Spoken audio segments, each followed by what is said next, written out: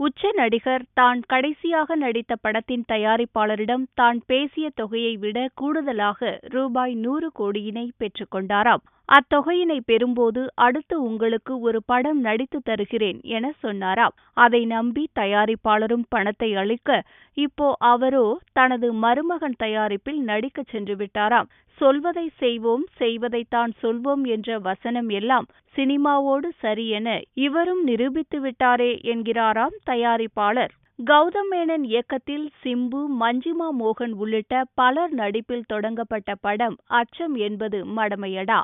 A.R.. Rahman இசையமைத்து வரும் இப்படத்தை என்டர்டெயின்மெண்ட் நிறுவனம் மூலம் தயாரித்து வருகிறார் கௌதம் மேனன். இப்படத்தின் இறுதிக்கட்ட பணிகள் நிறைவு பெறும் தருவாயில் இருக்கிறது. இளைஞர்கள் மத்தியில் பெரும் வரவேற்பு பெற்றிருக்கும் தள்ளி போகாதே பாடலை மட்டும் படமாக்காமல் இருந்தது படக்குழு. தற்போது தள்ளி போகாதே பாடலை படமாக்க பாங்காக் சென்றிருக்கிறது படக்குழு. இயக்குனர் பாரதி ராஜாவின் மகன் மனோஜ் கே. பாரதி ராஜாவின் பொம்மலாட்டம், ஷங்கரின் எந்திரன், மணிரத்னத்தின் பாம்பே உள்ளிட்ட பல படங்களில் உதவி இயக்குநராக பணியாற்றியிருக்கிறார். மேலும் பல்வேறு படங்களில் நடித்திருக்கிறார். இவர் தற்போது ஒரு கொம்பு கதை என பெயரிடப்பட்டு இருக்கும் படத்தின் மூலம் இயக்குநராக அவதாரம் எடுக்க இருக்கிறார். கடவுள் இருக்கான் குமாரு, புரூஸ்லி ஆகிய படங்களை தொடர்ந்து ராஜீவ் மேனன் இயக்கும் படம் மற்றும் சண்முகம் முத்துசுவாமி இயக்கும் படம் ஆகியவற்றுக்கு தேதிகள் ஒதுக்கியிருக்கிறார் ஜி.வி. பிரகாஷ்.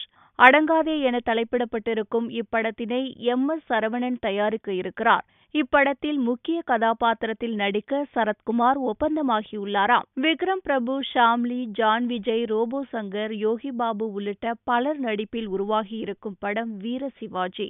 இமான் இசையமைத்திருக்கும் இப்படத்துக்கு சுகுமார் ஒளிப்பதிவு செய்துள்ளார். கணேஷ் விநாயக் இயக்கியிருக்கும் இப்படத்தை நந்தகோபால் தயாரித்திருக்கிறார். இப்படத்தை பார்த்த தணிக்கை அதிகாரிகள் சான்றிதழ் அளித்திருக்கிறார்கள். தணிக்கை பணிகள் முடிவுற்றதை தொடர்ந்து செப்டம்பர் 23ஆம் தேதி இப்படம் வெளியாகும் என படக்குழு அறிவித்துள்ளது.